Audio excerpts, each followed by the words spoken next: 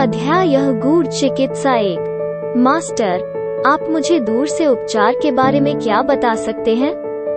खैर, मुझे लगातार दुनिया के विभिन्न स्थानों से इस तरह के उपचार के लिए मेल प्राप्त होते हैं। अपने उत्तरों में हम स्वयं को आध्यात्मिक चिकित्सा तक सीमित रखते हैं। हम उस सटीक घंटे का संकेत देते हैं जिसमें वे हम पर ध्यान केंद्रित कर सकते हैं, अर्थात हम पर विचार करने के लिए, हमें आमंत्रित करने के लिए। यह स्पष्ट है कि हम आध्यात्मिक रूप से रोगियों की देखभाल करते हैं और कभी कभी हम उनके सामने भी दिखाई देते हैं। एक सामान्य नियम के रूप में हम उन्हें इस प्रकार निर्देश देते हैं। हम उन्हें एक निश्चित समय पर 3 आग जलाने के लिए कहते हैं। हम उन्हें उन 3 आग या मोमबत्तियों से पहले एक गिलास पानी रखने की सलाह देते हैं। हम संकेत करते हैं कि आधे घंटे की एकाग्रता के बाद उन्हें पानी पीना चाहिए। यह स्पष्ट है कि पानी के भीतर हम कुछ ऐसे पदार्थ जमा करते हैं जो अवशोषित होने पर शरीर के आंतरिक भाग में अद्भुत उपचार करते हैं। इन उपचारों में कई स्वामी सहयोग करते हैं, जैसे कि पैरासिलसिस, हिलारियन, सेंट राफेल और कुछ अन्य। हम हमेशा उन्हें शामिल में विशिष्ट एकाग्रता का संकेत नहीं देते हैं, क्योंकि मुझे बहुत काम करना है। इस प्रकार हम उन्हें उसी उद्देश्य के लिए अन्य स्वामी में से किसी एक को भी इंगित करते हैं। महत्वपूर्ण बात यह है कि रोगी में विश्वास होना चाहिए, क्योंकि विश्वास चमत्कार करता है। जैसा कि मसीह ने पहले ही कहा था, विश्वास राई के दाने के समान हो, तब इस पहाड़ से कहना कि यहाँ से निकलकर इधर उधर जाना, और वो हटा देगा, और तुम्हारे लिए कुछ भी असंभव न होगा। आस्था में एक अद्भुत सौर शक्ति है जिसके साथ कई चमत्कार किए जा सकते हैं। हमारी चिकित्सा प्रणाली आध्यात्मिक है। यह चिकित्सकों के साथ संघर्ष नहीं करता है। हर कोई हमारे तरीकों पर विश्वास कर सकता है और भौतिक दुनिया में अपने चिकित्सक से परामर्श कर सकता है। 2. क्या इन तरीकों से बीमार को ठीक किया जा सकता है? यह स्पष्ट है कि औषधि के स्वामी महत्वपूर्ण शरीर को औषधियों को लगाकर उसे ठीक करते हैं। इस प्रकार बाद में परिणाम भौतिक जीव की चिकित्सा है। फिर भी बहुत गंभीर कर्म रोग मौजूद हैं, जो पूर्व जन्मों में आत्मा द्वारा किए गए बुरे कार्यों का परिणाम है। इस प्रकार जब इन आत्माओं की सजा बहुत गंभीर होती है, तो उनके शरीर का इलाज असंभव हो जाता है। फिर भी चिकित्सा के स्वामी हमेशा उपस्थित होते हैं और रोगी को बचाने की कोशिश करते हैं। 3. क्या पारंपरिक चिकित्सा की आवश्यकता के बिना ठीक होना संभव है? जब व्यक्ति बहुत गंभीर कर्म नहीं करता है, तो चिकित्सा के स्वामी रोगी को ठीक कर सकते हैं, भले ही बाद वाला किसी पारंपरिक चिकित्सक से परामर्श न करे। 4. क्या सभी रोग कर्मकारक हैं? प्रतिष्ठित युवती, इस मामले को बढ़ा चढ़ाकर पेश करने की आवश्यकता नहीं है। सभी रोग कर्म नहीं होते हैं। यही कारण है कि कई रोगी हमारी मानसिक या आध्यात्मिक प्रक्रियाओं से जल्दी ठीक हो जाते हैं।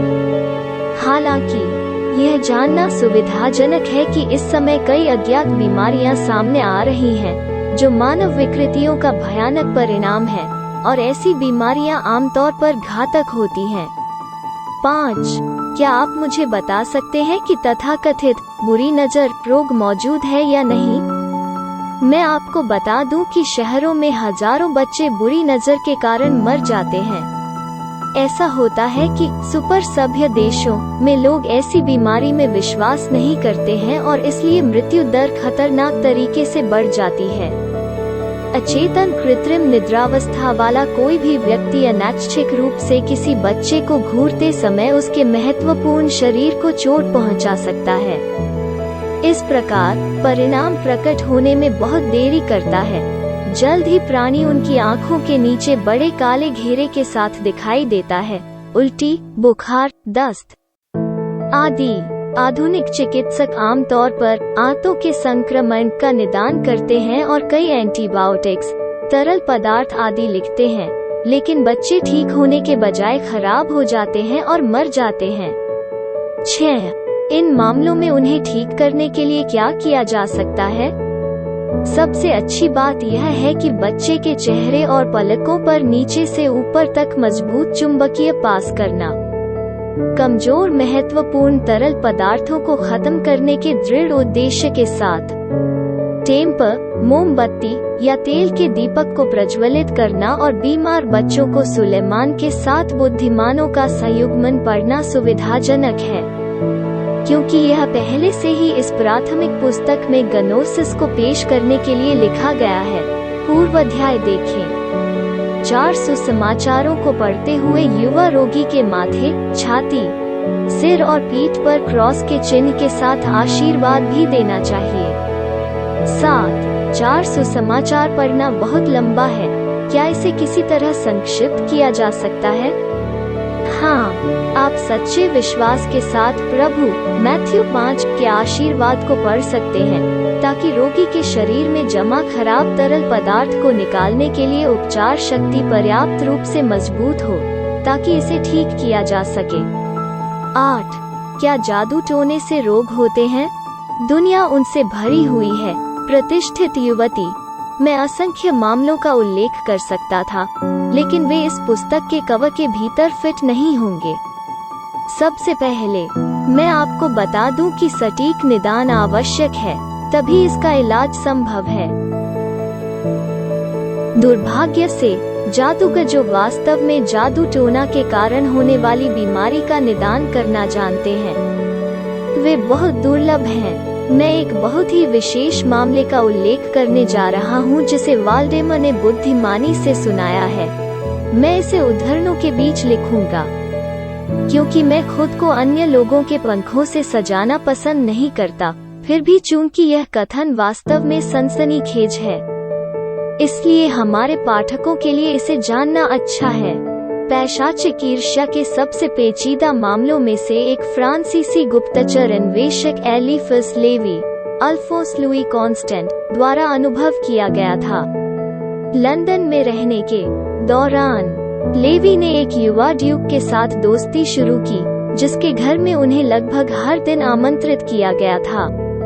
ड्यूक की शादी कुछ समय पहले एक युवा और असाधारण रूप से सुंदर फ्रांसीसी राजकुमारी से हुई थी, और यह कि उनके प्रोटेस्टेंट परिवार की इच्छा के विपरीत, क्योंकि युवती एक समर्पित कैथोलिक थी। ड्यूक, जैसा कि लेवी ने सत्यापित किया था, कई वर्षों तक कुछ हद तक तुच्छ जीवन जिया था, यानी एक स्वतंत्रता के रूप में, और लंबे समय तक एक प्रेमी के रूप में एक युवा इतालवी लड़की, बैले की एक नर्तकी, जो अंत में वो थी, छोड़ दिया, क्योंकि वो वास्तव में अपनी पत्नी से प्यार करता था। एक निश्चित दोपहर को डचेस बीमार हो जाती है, इस प्रकार उसे बिस्तर पर रहना पड़ा।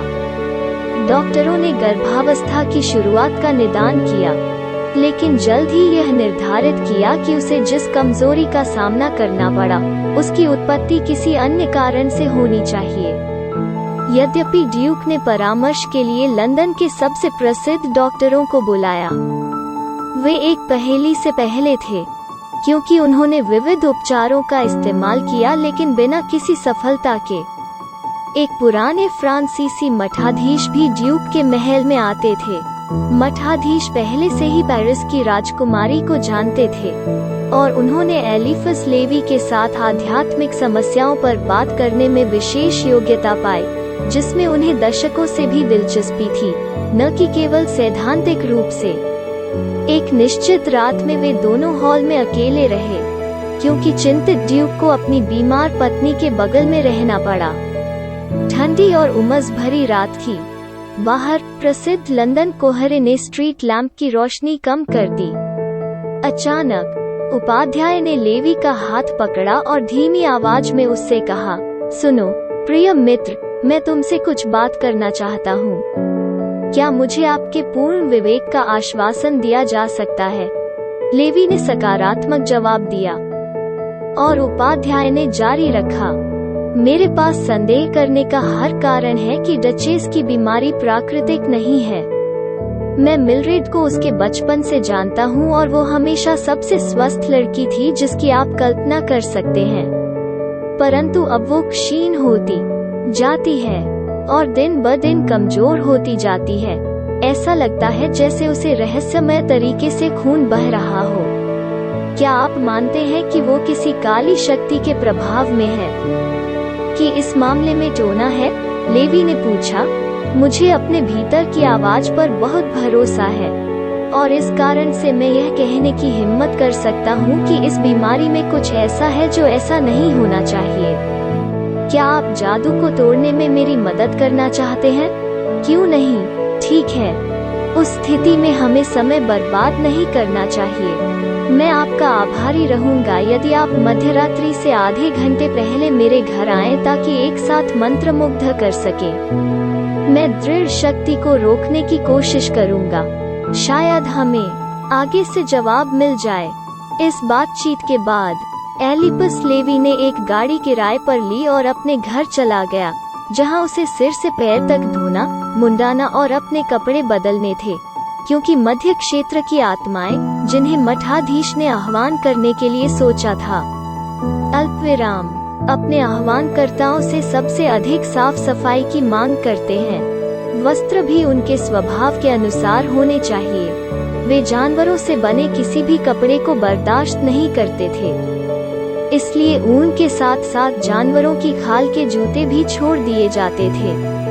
चूंकि मठाधीश का घर उत्तर पूर्व की ओर था, हेम्पस्टेड हीथ में, और एलिफा रसल कोट में रहता था, उनके बीच की दूरी काफी थी।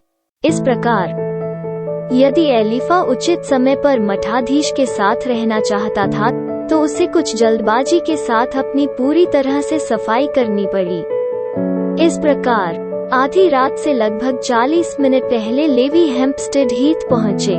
व्यक्तिगत रूप से मठाधीश ने सफेद कपड़े पहने, दरवाजा खोला और उसे एक ऊंची सीढ़ी से एक कक्ष में ले गया जो पहली मंजिल के गलियारे के अंत में था। वहां एलिफा की आंखों को पहले अंधेरे की आदत डालनी थी। हल्की नीली और कांपती हुई लपटें धूप छोड़ रही थीं, जिसमें एम्बर और कस्तूरी की गंध आ रही थी। उस अस्पष्ट रोशनी के भीतर एलिफास ने कमरे के केंद्र में एक बड़ी गोलाकार मेज देखी, और उस मेज के ऊपर एक उल्टा क्रूस था जो लिंग का प्रतीक था। उस मेज के बगल में एक पतला सा आदमी था। वो मेरा नौकर है, मठाधीश ने फुसफुसाया, क्योंकि जैसा कि आप पहले से ही जानते हैं कि इन आह्वानों के लिए 3 लोगों की संख्या अपरिहार्य है। आपको पहले आह्वान के साथ शुरुआत करनी चाहिए। मठाधीश की ओर से यह अनुरोध एक शिष्टाचार से अधिक था। एक अक्षम घुसपैठिए द्वारा अपने क्षेत्र के सामंजस्य को कम करने की अनुमति देने के कारण मध्य क्षेत्र की शक्तियां क्रोधित हो सकती हैं और घर के मालिक से उसकी मृत्यु तक बदला ले सकती हैं।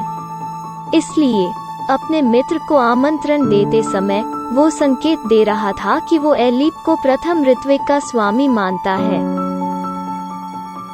जादू में, और ऐसा अनुमान वास्तव में उचित था, यदि कोई सफलतापूर्वक निष्पादित कर सकता है, एक स्पष्ट सिर के साथ, बिना किसी डर के, एक शुद्ध हृदय के साथ, और कई परीक्षणों द्वारा दृढ़ इच्छा शक्ति, पवित्र जादू के सहस्राब्दी समारोह, यह वो व्यक्ति था जो में था आत्माओं के राज्य का उतना ही प्रभुत्व था जितना कि उसके देहधारी प्राणियों और अनुयायियों के राज्य में। धूम्रपान के पर्दे के भीतर एलिफा ने बहुत सहजता से हाथ बाईं ओर बढ़ाया, जहां एक पूर्ण चंद्रमा की रात को एक टैंक से एकत्रित धन्य पानी के साथ कंटेनर होना था, संरक्षित किया गया था, जबकि उस पर 21 रात प्रार्थना की गई थी। फिर उसने कमरे के चारों कोनों पर जल छिड़का। उपाध्याय के रूप में सेवा करने वाले उपाध्याय ने क्रेन लहराई। धुएं के भीतर धुंधली आकृतियां बनने लगी और साथ ही जमीन से एक बर्फीली ठंड दिखाई देने लगी और जो उनके बालों के सिरे तक पहुंच गई, जिससे उनके लिए सांस लेना मुश्किल हो गया। इसके बाद एलिपस लेवी ने बड़ी ताकत के साथ आह्वान के शब्दों का उच्चारण किया। अचानक कमरे की दीवारें पीछे हटने लगीं और उनके सामने एक रसातल खुल गया, जैसे कि उन्हें खा जाने का खतरा हो। अनंत और सूक्ष्म एक जगमगाती चमक की चमक चमक उठी। उन्होंने अपनी आंखें ढंक लीं ताकि एक अविवेकी नजर से आह्वान की गई आत्मा को ठेस न पहुंचे। फिर लेवी ने तेज आवाज में डचेस मिलरेड की बीमारी का कारण पूछा, लेकिन उसे कोई जवाब नहीं मिला। धुएं के धुएं इस तरह से गाढ़े हो गए कि वे अपने होश ठिकाने लगाने की धमकी देने लगे। फिर खिड़की की ओर भागते हुए एलिफा ने अचानक एक आवाज सुनी जो मजबूत और गूंजती हुई थी, लेकिन ऐसा लग रहा था कि वो खुद के सबसे गहरे आंतरिक भाग से आ रही है और जिसने उसकी आत्मा के सभी स्थान को भर दिया है। उसे जो आवाज सुनाई दी वो इतनी भयावह थी कि उसके पैरों ने हिलने से मना कर दिया, इसलिए वो उसी स्थान पर डटा रहा। जल्द ही उपाध्याय खिड़की के बगल में उसकी तरफ चला गया, लेकिन उसके कांपते हाथ बिना बल के पिन को खोलने में कामयाब नहीं हुए। वो नौकर जो निष्क्रिय रूप से आह्वान में शामिल हुआ था, जमीन पर बेहोश पड़ा हुआ था। आखिरकार एलिफा ने अपनी सुन्नता को छोड़ दिया और क्रूज के साथ खिड़की को तोड़ दिया, खुशी के साथ साथ मठाधीश के साथ रात की ताजी हवा।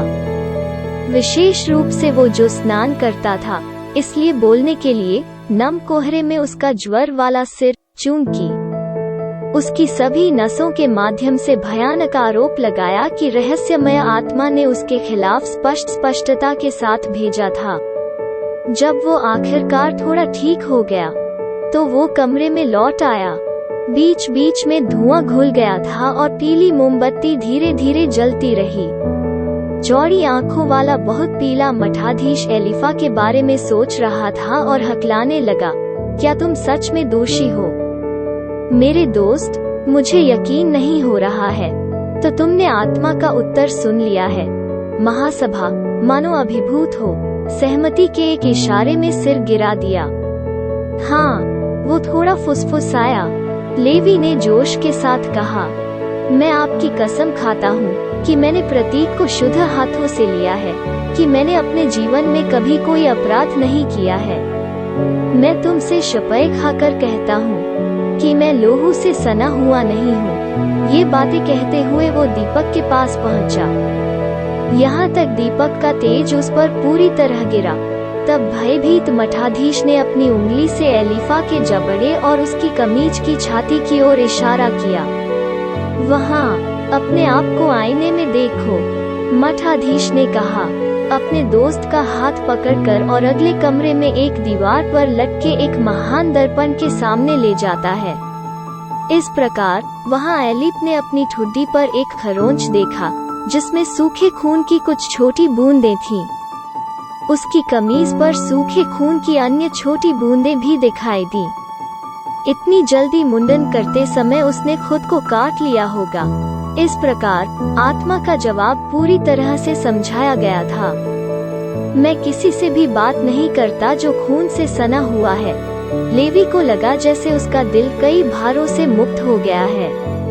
हालांकि मठाधीश अधिक अभिभूत लग रहा था और उसने अपने आप को एक सोफे पर गिरा दिया, ऐंठन से अपने कंधों को सिकोड़ लिया और अपने हाथों के बीच अपना चेहरा छिपा लिया।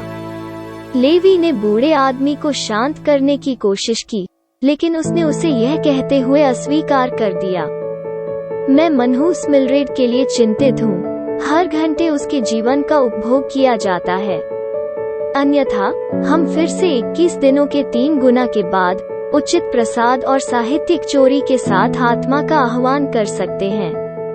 लेकिन यह बहुत अधिक समय है, क्योंकि अंतराल में मिलरेड मर जाएगा।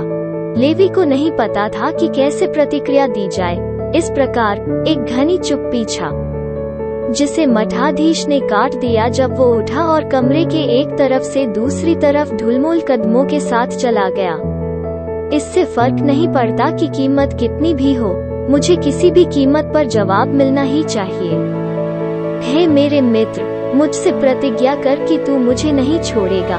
बूढ़े आदमी की नजर में एक वाष्पशील निश्चय दिखाई दे रहा था, इसलिए उसे शांत करने के लिए एलिपस ने उसे उत्तर दिया, मैंने तुम्हें अपना वचन दिया है कि मैं अपने आप को एक जादूगर के रूप में रखूंगा। इस प्रकार चूंकि उद्देश्य अभी तक प्राप्त नहीं हुआ है, इसलिए मैं अपने दिए गए वचन को कायम रखता हूँ।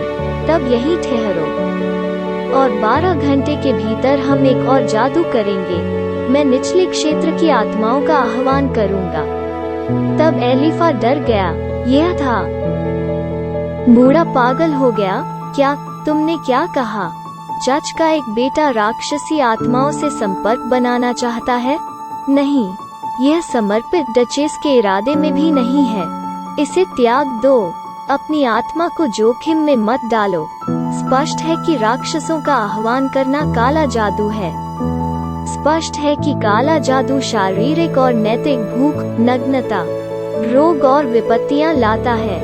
महंत के शब्दों और इशारों में इतनी बर्फीली दृढ़ता थी कि एलीफा को लगा कि कोई भी आपत्ति व्यर्थ होगी। इस प्रकार उसकी इच्छा के विरुद्ध, यद्यपि दिए गए वचन के प्रति निष्ठा से, उसने अपने मित्र की आवश्यकता को स्वीकार कर लिया। इसलिए एलीफा घर में एक अतिथि के रूप में रहा और असाधारण रूप से तनावपूर्ण और थका देने वाले संयोग के कारण वो इतनी गहरी नींद में सो गया कि वो सुबह देर से उठा। दिन उचित शुद्धिकरण और साहित्यिक चोरी के साथ बीत गया। रात में एलीफा को इब्लीस की सेवा के लिए उपयुक्त कपड़े और आवश्यकताएं प्राप्त हुईं।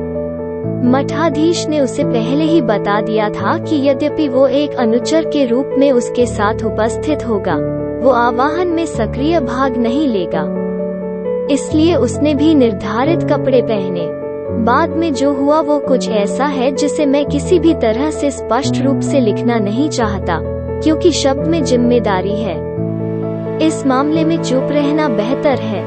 मौन ज्ञान की वाक्पटुता है।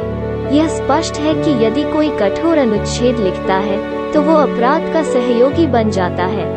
यह लोगों को काला जादू सिखाने जितना है। सौभाग्य से वर्तमान कहानी के आह्वानकर्ताओं ने आह्वान किए गए राक्षसों को दृश्यमान और मूर्त बनाने का प्रबंधन नहीं किया। केवल एक चीज जो उन्हें मिली वो यह थी कि एक समंदर या आग का छोटा निर्दोष प्राणी दीवार के भीतर दिखाई दिया। महंत ने अपनी सभी सेनाओं को एक साथ खींचकर डचेस की बीमारी के बारे में पूछा। बटचियंस, समंदर ने बचकानी आवाज में कहा, और उसी क्षण वो गायब हो गया। एलीफास ने तब मठाधीश को डगमगाते और जमीन पर गिरते देखा। एलिफस ने अपने पतले शरीर को अपनी बाहों में लिया और उसे छात्रावास में ले गया, जहां उसने बूढ़े आदमी को कपड़े पहनाए और उसे बिस्तर पर रखा। जल्द ही उस नौकर की तलाश में जा रहा था जो कुछ राहत लाए। लौटते समय उन्होंने पाया कि मठाधीश पूरी तरह से अपने आप में लौट आए थे, लेकिन उनका पहलू एक निराश व्यक्ति का था जो कई साल का लग रहा था।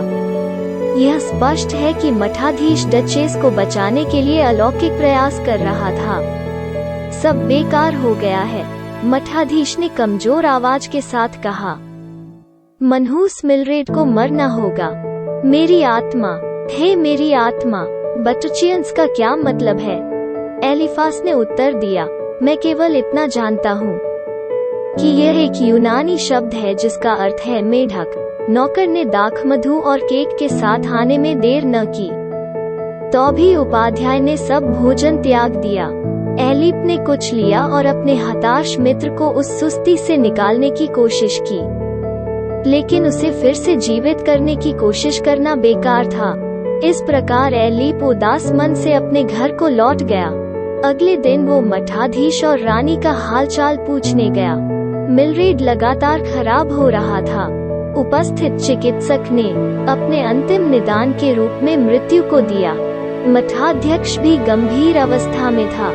वो किसी भी भोजन से इनकार कर रहा था। शुरुआत में उसने अपने दोस्त के सवालों का कोई जवाब नहीं दिया और उससे कहा कि वो भूख से अपने दिन समाप्त करने के बारे में सोचता है। गहरा दुख हुआ।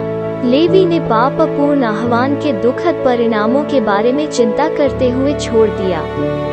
बाद के 2 दोपहरों के दौरान लेवी फिर से अपने प्रथागत अध्ययन में डूब गया और लियोन 3 की पूछताछ को पढ़ते हुए वो एक ऐसे बिंदु पर रुक गया जिसमें ट्रिथेमस की कुंजी के माध्यम से निम्नलिखित कबालीवादी गूढ़ लेखन को इस प्रकार समझा गया था।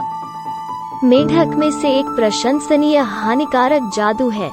हम काला जादू के विकृत अपराधियों को हथियार न देने के लिए तार का गुप्त सूत्र देने से परहेज करते हैं। मानो बिजली एलिफास के दिमाग को पार कर गई और किताब को बंद किए बिना उसने एक कवरल डाल दिया और खुद को लंदन की सड़कों के माध्यम से फेंक दिया, जो वेस्पर गोधूली के भीतर डूब रहा था। अंत में उसे एक गाड़ी मिली और ड्यूक के महल में पहुंचने में लगने वाला समय उसे असहनीय लगा। अश्रुपूर्ण चेहरों ने उसे प्राप्त किया और उसे सूचित किया, डचेस पीड़ा में है, उन्हें अंतिम संस्कार दिए जा रहे हैं, मैं उसे बचा सकता हूँ। एलिपस चिल्लाया और आश्चर्यजनक नौकरों को अलग करते हुए वो मिलरेड के कमरे में चला गया, जहां उसने ड्यूक को पाया। सांस भरते हुए एलिफा ने उससे विनती की, तू मुझे इतना जानता है कि मैं उसके भरोसे का हूँ। मेरा विश्वास करो कि सारी आशा अभी तक नहीं खोई है। चूंकि डचेस जीवित है, निराशा की कोई आवश्यकता नहीं है। इस प्रकार मैं आपसे अनुरोध करता हूँ कि मुझे उसके साथ अकेला छोड़ दो और भगवान के लिए मुझसे कुछ मत पूछो। मुझ पर भरोसा रखो। हालांकि अभिभूत और चरम पर भ्रमित ड्यूक ने एलिफा की इच्छा को स्वीकार कर लिया। कमरे में मौजूद लोगों से अनुरोध किया, अर्थात एक डॉक्टर, एक पुजारी और रोगी की एक युवती, जाने के लिए। एक बार अकेले लेवी ने दरवाजा बंद कर दिया और राजकुमारी के बिस्तर के पास आ गया। जैसा कि मुझे पहले से ही संदेह था, जब मिलरेड को आंखों के साथ कैटेलेप्सी के रूप में डूबते हुए देखकर वो बड़बड़ाया। उसके होंठ नीले रंग के थे और वो एक चिकनी मौत की गति से सांस ले रही थी। तुरंत लेवी ने काम पर हाथ रखा। इस प्रकार उसने दहलीज के दृढ़ लकड़ी के फर्श को उठाना शुरू कर दिया, लेकिन लकड़ी ने उसकी कांपती उंगलियों का विरोध किया। उसने जेब से अपना चाकू निकाल दिया, जिसका पत्ता उसने अपने उन्मत्त प्रयास में तोड़ दिया। अंत में और हताश बल के साथ वो पट्टी को ऊपर उठाने में सफल रहा। उसकी उंगलियों से खून बह रहा था, लेकिन उसकी कोशिश बेकार थी। वहाँ कुछ भी छिपा नहीं था। फिर उसने कालीन उठाए, लेकिन कुछ भी नहीं। फिर वो डचेस को देखने के लिए वापस गया, जिसने कठिनाई से सांस ली और देखा कि उसका अनुबंधित बायां हाथ एक तरफ लटक रहा था। बिस्तर, लेवी ने सोचा। इस प्रकार अब सही जगह पर खोज करने की निश्चितता में उसने रोगी को उसके बिस्तर से उठा लिया और उसे उतनी ही कोमलता से रखा जितना वो दीवार के खिलाफ एक ओटोमन पर रख सकता था। इसके बाद उन्होंने कंबल और तकिए को हटाने के लिए बढ़ते उत्साह के साथ खुद को समर्पित कर दिया, लेकिन कुछ भी नहीं। उसने गद्दा हटा दिया और उसे खोल दिया। उसने छुआ, उसने महसूस किया। उसके सूजे हुए अंदरूनी हिस्से में पूछताछ की और फिर उसकी उंगलियों को एक नर्म, स्पंजी वस्तु का सामना करना पड़ा। उसने उसे पकड़ लिया, उसे हटा दिया और वास्तव में वो वही था जिसकी उसे तलाश थी। वो कमरे से बाहर भागा, ड्यूक को एक संक्षिप्त स्पष्टीकरण दिया, एक उपलब्ध कैरेज के लिए कहा और अपने घर के लिए अत्यधिक गति से चला गया। जहां पहुंचने पर उसने खुद को मछली और सल्फर की आग में जलने के कार्य के लिए रखा, जैसे कि राक्षसी जानवर, एंक्वायरिडियन के बिल्कुल नुस्खे का पालन करके। उसने तुरंत अपने कमरे की खिड़की खोल दी ताकि भयानक बदबू गायब हो जाए और भारी थकान से अभिभूत अपने बिस्तर पर कपड़े पहने लेट गया। खुद को एक गहरे सपने में डुबो दिया। अगले दिन उन्हें ड्यूक के महल में एक उद्धारकर्ता के रूप में प्राप्त किया गया था, एक अद्भुत तरीके से और डॉक्टरों के लिए बिल्कुल समझ से बाहर के तरीके में।